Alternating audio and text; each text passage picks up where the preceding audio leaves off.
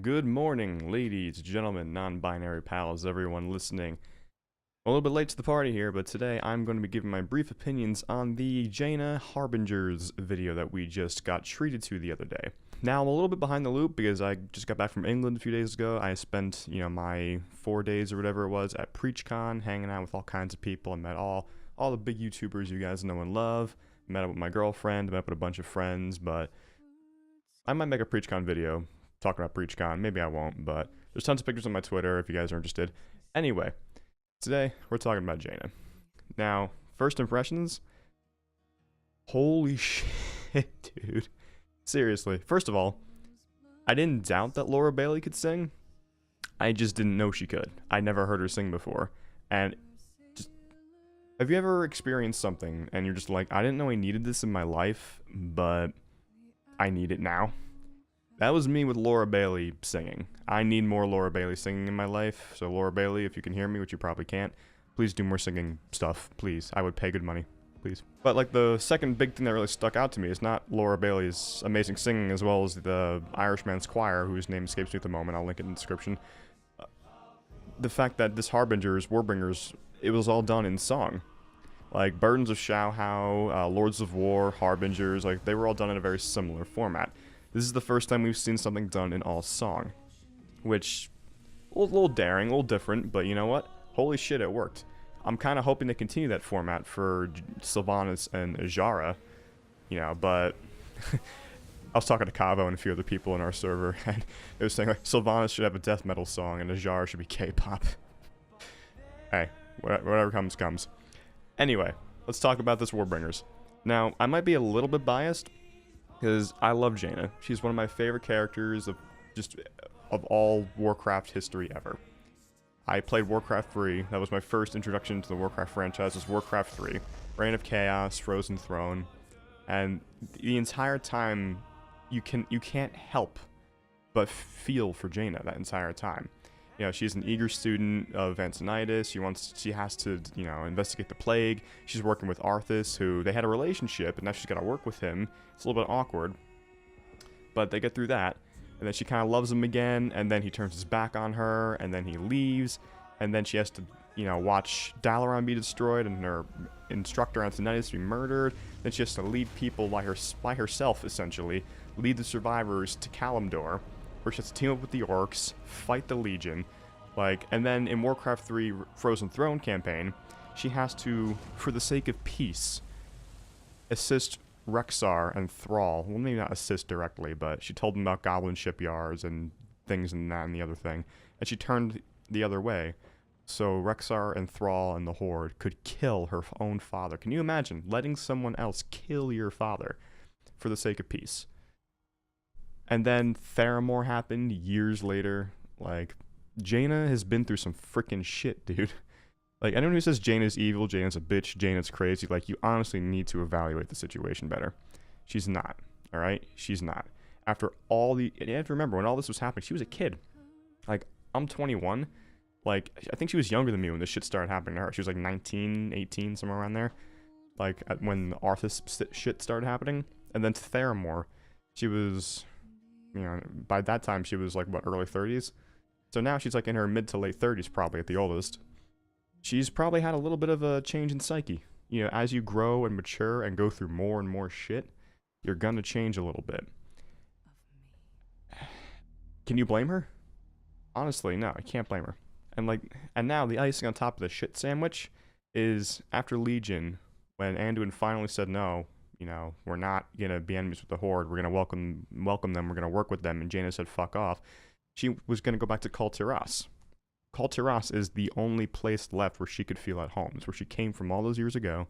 It's the only place she could feel at home now. And guess what? Her father is dead. Her brother, I think she had 2 brothers, 1 or 2 brothers. They're dead. She's got a mother. That's all she's got left. And she goes back home to find out what? That a sea shanty was written about her and how she was a traitor to her people. Yeah, the last place on Earth, or Azeroth, where she would be accepted and feel at home. They wrote a song about what a bitch she was. So right now, she doesn't have that much. She's got nothing. She's kind of broken. And the way they show that in this video is It's all in song. Like, all you need to know is, like, if you know the lore, if you know from Warcraft 3 to Legion, which is a lot, then you don't need to know anything else. You know, when the song kicks in and you hear those lyrics, you know what's going on. And you see her sailing through these, you know, through the waters here. It's all symbolism. All of it. Like, I'm sure the ferryman isn't probably, maybe he's there, maybe he's not. Again, I don't focus on as much as I probably should. You know, the way I see it, this is all symbolism. She's controlling the boat. She's sailing through her memories, through the ghosts of her past. Literally, you know, as these little spears are showing, the ghosts of her past. And she's regretting some stuff. She's thinking, you know what? After all this time, from her perspective, the Horde still can't be trusted. Maybe my father was right. And despite everything she built with Thrall and Rexxar and all those guys, it's a shame that it has to be this way from her perspective. But we've yet to see, you know, we've yet to see more things. We've yet to see how this all plays out and what she ends up doing. My fear is that she's going to end up trying to kill Rexxar, because he's the one who physically struck down her father. I'm a little bit afraid. You know, we've got a connection with Rexxar. You know, Frozen Throne, you know, we played as him through that whole campaign. Hours and hours invested into Rexxar being a champion of the Horde. He patrolled, you know, parts of Durotar with Misha up until Cataclysm. You know, he popped up here and there. Like, we love Rexxar. People who know Rexxar, we love him. So if we have to kill him in some shitty scenario, Stage 7, the end of the Beastmaster or some shit, where we have to help Jaina kill Rexxar, I'm going to be kind of pissed. But you know what? If Jaina has to die, I'm also going to be pissed. If I end up having to kill Jaina because fucking Khadgar or Anduin tells me to, which I don't think is going to, I honestly don't think it's going to happen. But if that does happen, you bet your ass I'm going to be pissed. Alright? Because the amount of shit that she's been through, the amount of development she's had, sensible development. She's had very sensible development, which is what a lot of people don't realize. Oh, she's corrupted by an old god. Oh, she's crazy. No. She's had very sensible development. And it shows really well, you know, especially if you know the lore and it all culminates in this cutscene, in this Harbingers very, very well. And the amount of symbolism with her raising her father's flagship, you know, and saying, I'm listening now. Call back to Warcraft 3 and a call back to the BFA announcement cutscene. You know, when her father died, you know, she says, Father, why wouldn't you listen? And now she's, you know, symbolically speaking out to him, saying, I'm listening now. This Harbinger was beautiful. Like, I didn't think it was possible for me to love Jaina anymore, but Miss Laura Bailey, congrats to your baby, by the way, you have made me love Jaina Proudmoore even more. And hell yeah.